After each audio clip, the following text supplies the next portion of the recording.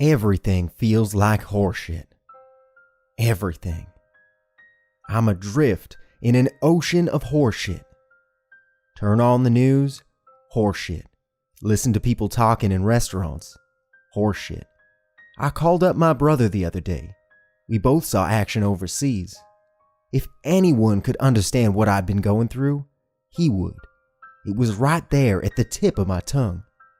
All the terrible stuff I'd been through. You know what we wound up talking about instead? The fucking weather. What kind of horseshit is that? I've been trying to find a new way to talk about it for 6 months. I got drunk. That was easy. Didn't work, of course. I even took some of Nana Zebula's mushrooms and videotaped myself. Didn't work, though it did scare the hell out of me. Nothing I could do to my brain made it any easier to talk about. I gave up on talking altogether when I found myself trying to yodel what had happened, and I started laughing so hard I thought I'd go nuts. There's other ways to communicate than talking. Morse code didn't work. Neither did Braille or sign language. I got to wondering if maybe I sort of accidentally did flag semaphore near a naval base without intending for anybody to see it, if that might work. As soon as I felt that someone was watching, the flags kept slipping out of my fingers. I can write it. A bit. Them. That's the most I can write.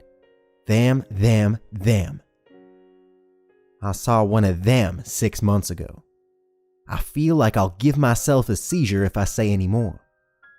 Nana Zebula said her sister didn't give up trying to speak, and one day they found her in bed with blood gushing out of her ears, and she never woke up. I can talk about not being able to talk about it just fine. If I try to say more, my whole throat sort of seizes up, or I think I'm saying something and it turns out I'm saying something else. I hate the idea that the words I end up speaking come from them. It's like they're back and fucking with me all over again. It's easy to see why they've been able to stay hidden for so long. You can't fucking talk about them. Maybe I found a trick though. I'm gonna give it a shot and see. Every contract, even magical ones, have got to have a loophole. I'm gonna write about what I saw 6 months ago. But maybe it's just a story. Maybe it's not. If I say that, then I think I can write it. Maybe this is all just a story. Maybe it's not. Maybe this is real and dangerous and you need to prepare. I'm so tired of living with this that I want to puke it out of me so the rest of my life doesn't feel like horseshit anymore. But who cares?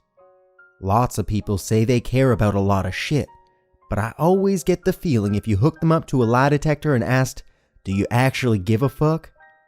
that try as they might, they couldn't stop those tiny needles from doing a spider dance. No one cares about devils. Not until they've seen one.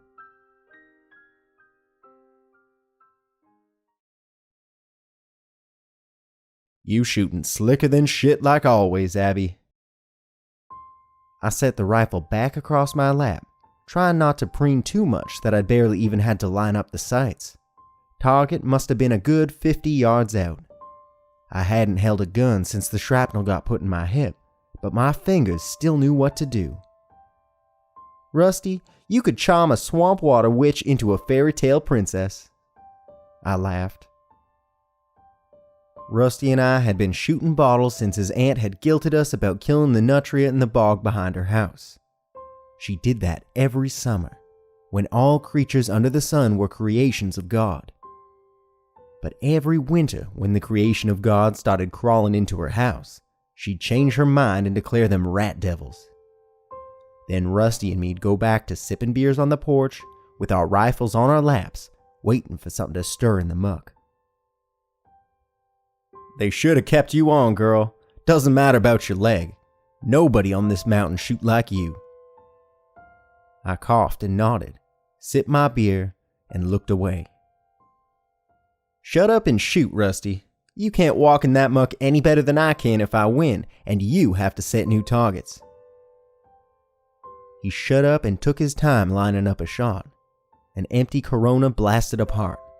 The glass sounded like the tinkling of wind chimes through my earplugs. Rusty was a good guy, the best of men to my way of thinking. Poor and everyone but me said he was stupid as fuck, but a good guy. We'd known each other since grade school. I'd been a rich kid, and he was the kid that came to school every day in matching sweatpants and sweatshirts. Once, I swear he had the same piece of pepperoni stuck to his back for a month. In second grade, my mom twisted my arm and I invited him to a birthday party. Pity invite and all that. People cold-shouldered him and wandered off after a spell. I found him in the kitchen by himself. You know what that goofy fuck was eating? Cinnamon Toast Crunch in ranch dressing. I shit you not. I about puked, but he kept chomping it down. Even sorta grumbled in contentment. He was the kind of thin you don't get to be by exercising, if you take my meaning. I'd sat down across from him, amazed. Maybe it was because of the influence of my grandma, old Zebula, but I'd never been like the other rich kids. I liked spectacle and movement and difference. I liked knowing there were parts of the world I hadn't seen before. And I'd never seen a body eat Cinnamon Toast Crunch in ranch dressing. I wanted to know what he'd eat next. Herring and blueberries with ketchup? Yep. Tuna and whipped cream? Not a problem. He told me that peanut butter, pickle, and mayonnaise sandwiches weren't half bad, and I'd gasped when he dared me to eat one. We made one together. I took a bite. It wasn't bad at all. We laughed. The other guests heard and came in. They laughed too, but they weren't laughing with Rusty. They were laughing at him. I'd hated that. Pretty soon they'd started putting things in front of him and calling him names when he said he was full and it wasn't no fun at all no more. I hadn't meant to be cruel. I'd been amazed by that boy. The next day, when Rusty came to my house with a couple pistols and asked if I wanted to help clear his aunt's field, I decided even if he couldn't tell his letters from numbers, he could tell someone laughing with him from someone laughing at him. And that was the kind of mind almost nobody had.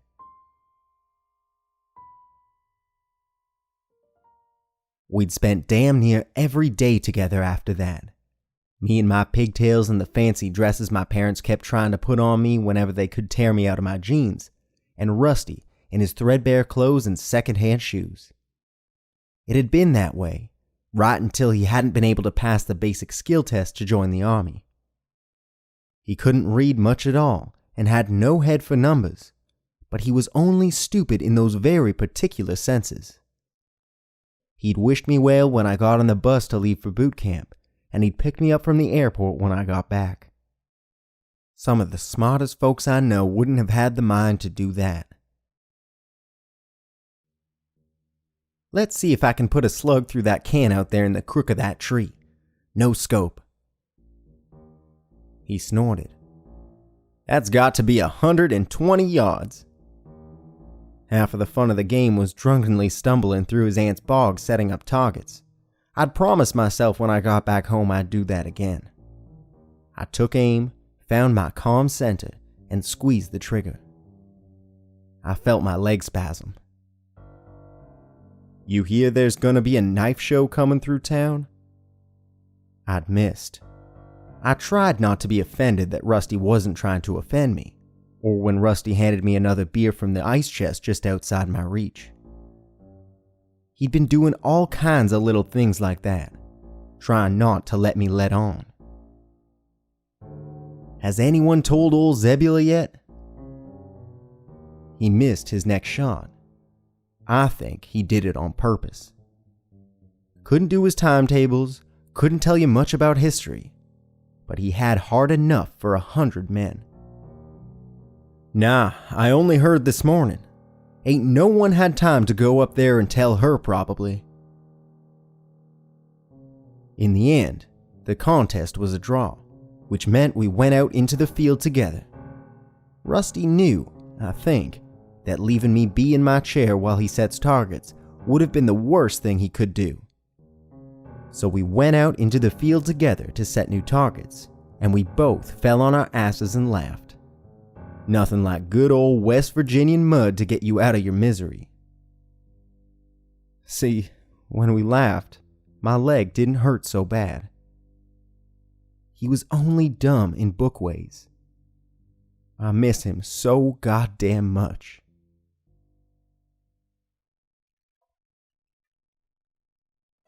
Old Zebula wasn't exactly a witch, but she also wasn't exactly like everybody else. She believed in the Almighty and would slap your mouth if you suggested otherwise. But she also wasn't exactly adverse to a deck of tarot cards, lighting candles, and all other manner of hexes and jinxes. Her cabin was about a mile further up the mountain than her nearest neighbor, and getting to her nearest neighbor required driving on dirt roads for at least 20 minutes. But there was a knife show, and old Zebula was always to be told about knife shows. No one knew why. She was peculiar. I wish I'd thought to suspect. I had no way of knowing that she was caught in the same predicament in which I'd later find myself. Though half the population of West Virginia was likely to call her Nana Zebula, she actually had given birth to my father, though he didn't like to acknowledge it much except on holidays. You can't wear suits and practice the law if folks know your mother's off somewhere rattling chicken bones around in a cup. She'd had 14 children. 3 of them were doctors, 5 of them were lawyers. 1 was an archaeologist, and the rest did stuff too crazy to believe. "Child," Zebula said, answering the door. We hadn't seen each other for 3 years. "You look hungry." She hugged me and ruffled my hair and asked after my health, all the while putting her fingers into my mouth to better examine my teeth and plucking out a few strands of my hair. It was only part of her being her. As always, Rusty stood by the door looking at his feet and only said, "Ma'am." I allowed that I was as fine as a body could be when deprived of her cooking, and if she had any fresh pies, I'd be happy to tuck them away for her. She laughed at this. There were definitely trepidations to Zebula's kitchen. While Rusty had lost none of his appetite and didn't mind eating the occasional possum pot pie, I'd grown accustomed to MREs and more conventional fare in the last 3 years. While the woman could cook up a mean pie, and no one with a tongue in their head would dispute it, I was in a minority of people not generally willing to brave meats of unknown age and origin to achieve such sweet desserts. "There's a knife show in town, Zebula." We heard plates drop and clatter in the kitchen. Luckily nothing broke, because all of Zebula's plates were microwavable plastic affairs with the faces of presidents on them. I sighed. If my mom's mother had lived close, or for that matter been alive, I'd be having a much more conventional conversation about my experiences overseas, and what I'd seen and what my plans were. But with Zebula, you sorta had to deal with her eccentricities up front, or else she'd stay sore with you for months. "Where at? When?" she asked, coming out of her kitchen. She had a hex bag clutched in her old bony hands, probably full of tobacco and lizard bones. I'd opened one up when I was a kid, and it still made my stomach turn to think about. I looked to Rusty. Tomorrow at the church. Around noon, I think. He still wouldn't make eye contact with old Zebula. Most folks thought she was a haint. Seeing what I've seen, I don't know that they were far off. I also wonder now if maybe Rusty had a notion of what had driven Zebula batty. "Big companies, like Gerber, United Cutlery?" "No, seems more like an independently run thing." I got a bit of multiculturalism in the army, or at least enough to know that not everyone takes the same things for granted. For those of you who don't know, a knife show is like a bunch of people get a bunch of knives and put them on tables basically. You walk around and you can buy one if you want. When I was 12, I'd gone to a knife show and bought a 16-inch Bowie knife in a leather sheath with a picture of a deer on it for $15, while Lee Greenwood was singing God Bless the USA on the church speakers. The seller hooked me when he explained I was getting more than an inch of knife for my dollar, although the damn thing broke a week later. It's a normal thing if you live in West Virginia, okay? You'll drive me tomorrow. I must prepare my things. Rusty, I have some pickled hog knuckles for you. It's getting late. Sleep here. Rusty and I helped ourselves to Zebula's foodstuffs. She didn't have a refrigerator, although my father kept trying to buy her one, so she had a tendency to have a lot of things that she needed eaten up. Zebula hadn't ever had a regular job, so far as I know, so she traded in favors and food, and she always had plenty of both held in reserve. Seeing as how I was her grandchild, I got my fair share of each. An opportunity like this where you could pick and choose without her forcing some kind of snapping turtle or something or other on you was a sacred event. Rusty heated up something that looked like a bucket full of snot in the oven. Zebula had given in and let my father buy her one of those when she got too old to split wood for her Franklin stove. I took a jar full of snickerdoodles and some pie. At least she didn't ask about your leg, said Rusty. We'd been concerned on the drive over that she'd make me strip in her living room and say chants over me. I think my mom may have come out and let her know she wasn't supposed to talk about it. Rusty spooned what I'm pretty sure may have been part of an eyeball into his mouth and nodded. That's right, it's not something to be talked about. Much better to leave it inside making a mummock in your head. Show you tough. His sarcasm wasn't hard to catch. Another few days, I think, but you won't tell no one, you understand? Rusty nodded, grumbling in contentment with his stew the same way he'd done all those years ago. I'd been home 3 days, and that was as close as Rusty had come to asking me about what put shrapnel in my hip, even though I promised him I'd tell. My leg started to spasm, but I ignored it. The same way I ignored how it flared up and twitched when I walked so I wouldn't have to use a cane. Denial is a powerful thing. Not as powerful as what devils do to shut people up about them, but powerful just the same. Strong enough that I can force out this next part without my head hurting. It's all just a story. It's all made up. Or maybe it isn't. Maybe you need to keep your eyes open and look out.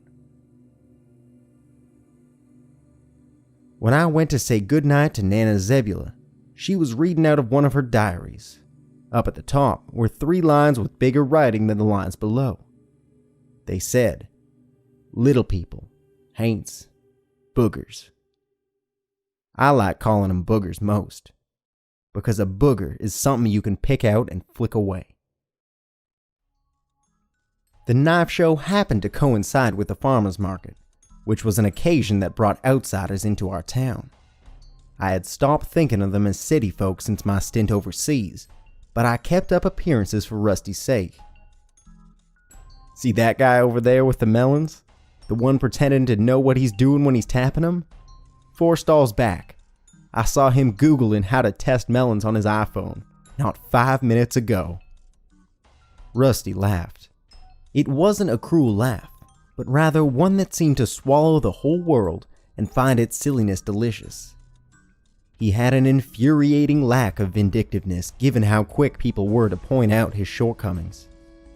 I looped my arm through his and couldn't wipe the grin from my face as we perused another few stalls. I never thought those would be the last times I ever smiled, but I couldn't have grinned harder if I knew. Zebula had wandered off and found her gaggle of peculiar old ladies. Lots of folks thought they were a coven.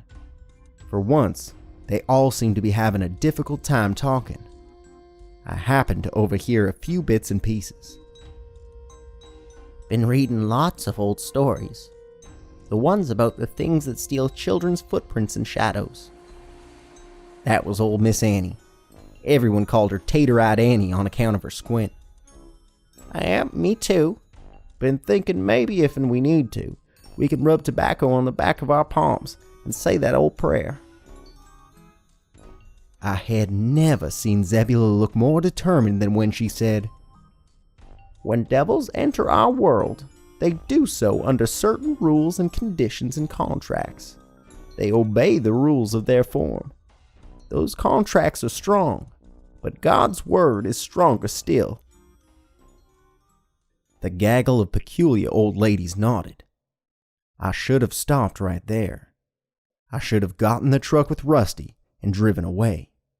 But it weren't no more peculiar than what I'd heard her say 100 times before. They disappeared into the knife show. Reckon we should follow and make sure they don't get into no trouble?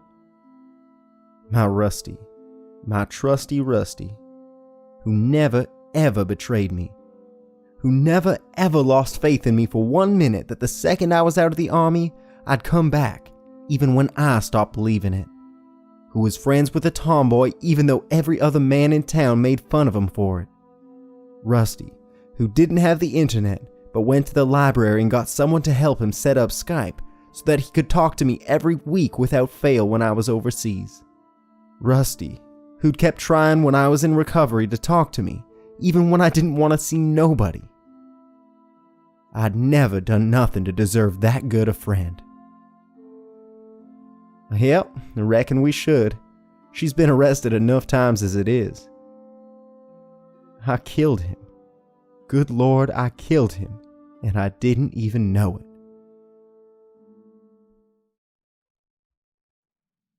The thing about danger, real, true, terrible danger, is that you can never really believe you're in it. At least not for the first few moments. Danger don't match the pattern of the rest of your life, or else it wouldn't be danger. One moment you're driving down a road, trying to win hearts and minds, going to places you've gone 1,000 times before. The next, your Jeep's flipped over and you can't hear nothing, and you're bleeding and there's a hole in your leg, and you're shooting at people whose language you don't speak. They're shooting back at you, and all you can think about is protecting all those other people you don't even know are already dead. It's hard being alive and facing danger. You've got all these evils in your head, and you've thought over and over the things you'd do to fight those evils. Except those aren't the evils that ever get brung up before you. Life shows you evils you weren't even expecting. I can't help but think I should have had some premonition of what happened next. But my experiences in the army had not prepared me any more than Zebula's hex bags had prepared her. We spotted Zebula at a booth far in the corner of the church, sectioned off from everything else by what I reckoned were Navajo blankets. Those were a strange sight in these parts, but lots of folks here couldn't even tell tribes apart. Zebula was rubbing tobacco on the back of her hands, obviously upset, and trying to shout, but no words would come out of her mouth. Her hands flailed all over the place. The gaggle of peculiar old women were faring no better. Some of them were crying. There were children over there too. Their eyes were wide open and staring, too shocked to be scared. Ah, hell, what's she gone and done now? I muttered. Better go break it up before the sheriff does, Rusty agreed. Getting closer, I recognized Jimbo Helms, Buck Bell, and Tandy Plyler among the children. I'd read a bit about them in the paper. They'd taken our local elementary school math team to state this year and won second place. For a town the size of ours, that was miraculous. I'd later find that the other children were Cheyenne Hunt and that she used to paint, and Mary Oxendine, and that she used to dance. Matthew Tice was there too, and he used to write. 6 kids in total, and all of them talented. All of them used to do things. They don't do those things anymore. I have a hard time, even in a story, saying what the man behind the Navajo blankets looked like. Nana Zebula, what's going on over here? She turned to me, her eyes wide, and she opened her mouth. She flapped it open and closed a few times like a fish. She said nothing. Miss Annie, come away from there. I'll see to it whatever it is, said Rusty. I have a hard time describing. Hell, it's a story. I can tell a story. It's just a story. Maybe. The man behind the Navajo blankets was short. Not so short as to be a condition, but short enough you wouldn't want to comment on it for fear of being rude. His hair was slicked back flat against his head and came to his shoulders, and for all the multiculturalism I'd been exposed to in the army, I didn't have a clue as to what box he'd tick for his ethnicity on a job application. I wouldn't recall until later that all his fingers but his thumbs and pinkies were the exact same length. His eyes were piss yellow. Would you like to buy a knife? I have traditional tribal blades here. Very reasonable prices. Even some period pieces if you're a collector. His lips turned up as if it were a joke. I cleared my throat. I felt suddenly faint and lightheaded, and I staggered when the pain in my hip flared. I'm sorry for my grandma, sir. She gets herself worked up sometimes. I'm sure it wasn't anything personal. The man behind the counter smiled. His teeth were long and sharp. I saw blue fire in his throat. Blue fire. In his throat. The witch woman?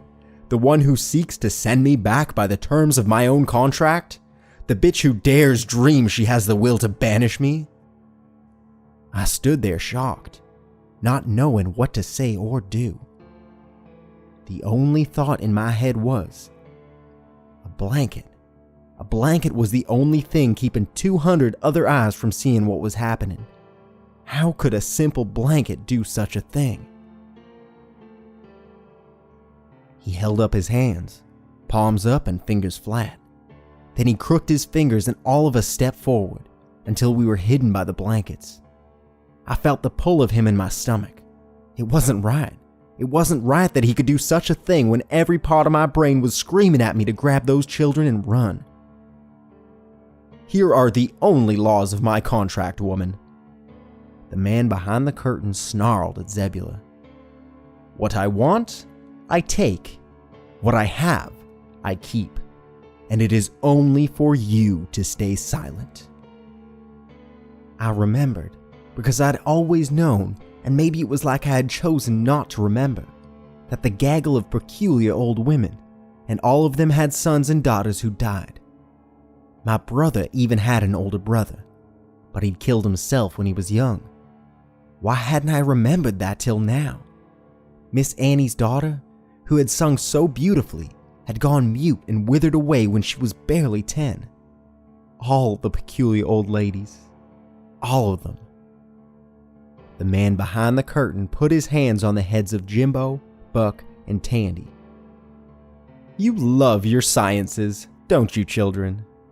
I do not like science. Too many rules. Magic. Now there's a thing of beauty.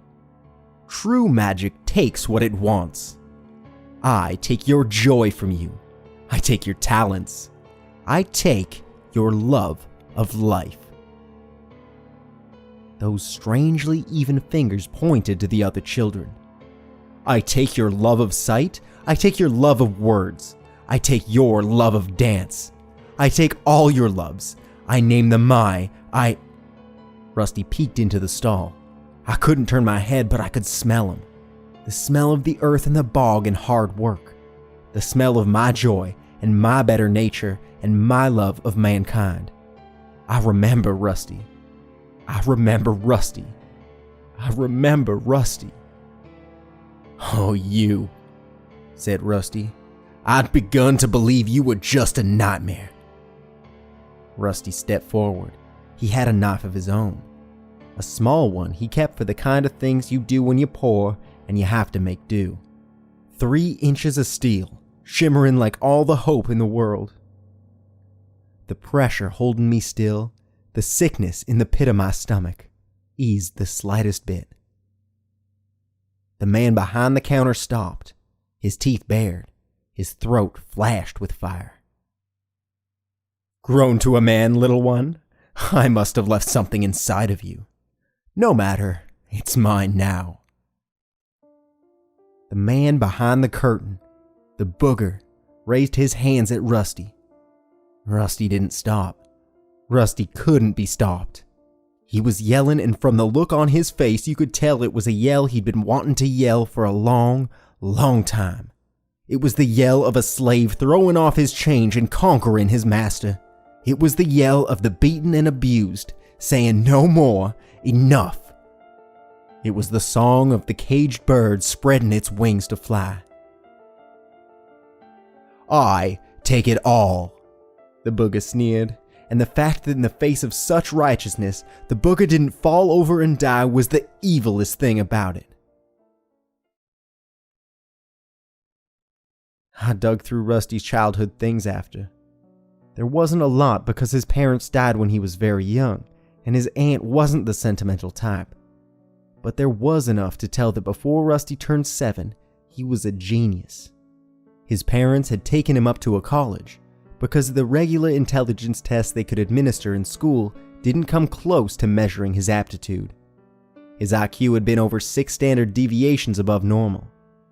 I'd had to look up what that meant, because Rusty had been so smart that you had to read books to understand how smart he'd been.